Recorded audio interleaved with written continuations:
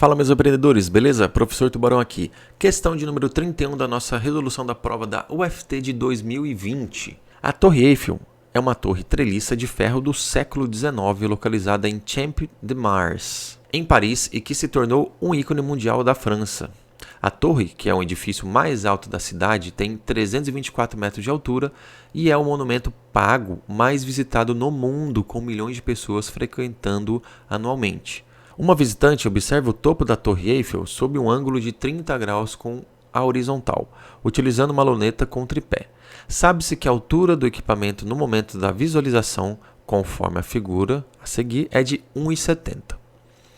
Assinale a alternativa correta que indica a distância x em metros que a luneta está do centro da base da Torre Eiffel. Então vamos lá, o seguinte, ó. E ele dá aqui, observação, seno de 30 é meio, cosseno de 30 é raiz de 3 sobre 2. Então, olhando aqui para a nossa situação, você percebe que isso aqui é um triângulo retângulo, tá?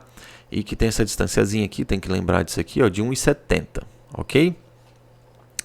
Como a nossa Torre Eiffel tem 324 metros de altura, dito aqui no texto, né?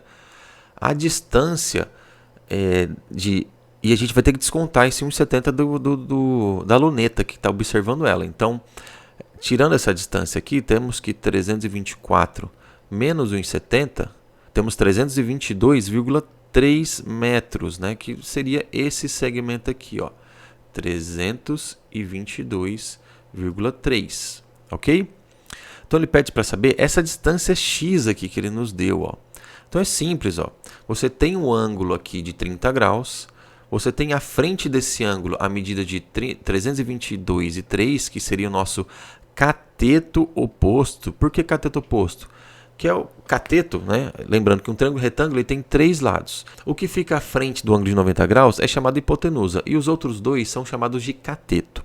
E por que esse especificamente é chamado de cateto oposto? Porque ele está na frente do nosso ângulo que a gente está tomando como base. Então, se ele está na frente desse ângulo, ele é o nosso cateto oposto.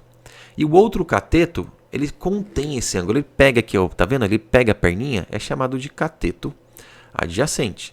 Então, observe o seguinte, que a gente tem dado o nosso cateto oposto e quer descobrir o nosso cateto adjacente referente a esse ângulo de 30 graus. O que a gente tem que lembrar aqui é nossas relações trigonométricas no triângulo retângulo, que existem 3 aqui, que é o seno do ângulo é cateto oposto sobre hipotenusa, o cosseno é cateto adjacente sobre hipotenusa e a tangente é cateto oposto sobre cateto adjacente, que é essa informação que a gente vai precisar, porque a gente está relacionando esses dois, né? O cateto adjacente e o cateto oposto.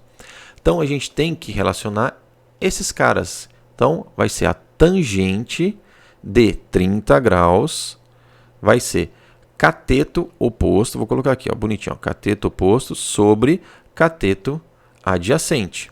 O cateto oposto eu tenho o valor que é de 322,3. O cateto adjacente é justamente o que a gente quer descobrir, tá?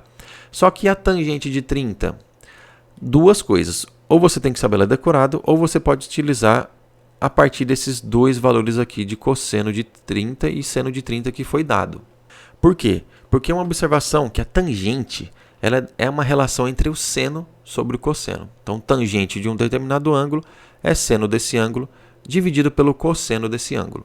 Ou lembrar aqui que a tangente, né? Lembrar a tabelinha dos ângulos notáveis, que a tangente de 30 ela é a raiz de 3 sobre 3. Então, com essas informações, eu consigo calcular esse valor de x que ele quer. Ó. Porque tangente de 30 é raiz de 3 sobre 3. Isso vai ser igual ao cateto oposto, que é 322,3 sobre o cateto adjacente, que é o x. É esse cara que a gente quer determinar. Então, multiplicando cruzado aí, ó, eu tenho raiz de 3x. Isso vai ser igual a 322,3 vezes 3. Então, x vai ser igual a 322,3 vezes 3 sobre raiz de 3. O que a gente vai ter que lembrar aí? Da racionalização. Não posso ter no denominador um número irracional, que no caso é a raiz de 3. Então, vou ter que fazer a racionalização aí, ó. Raiz de 3 em cima, raiz de 3 embaixo. O que eu vou ter aí? Que x vai ser igual a 322,3 vezes 3 raiz de 3. E aqui embaixo? Quanto que é raiz de 3 vezes raiz de 3? Vai dar 3. Então, quanto que é o nosso x? Olha aqui que massa. Observe o seguinte. Que esse 3 que está multiplicando aqui, eu posso cortar com esse. O que sobra para mim? 322,3 raiz de 3 metros. Essa é a nossa resposta. Nosso caso aí, ó, letra C. C de cachorro. Beleza? Tranquilo?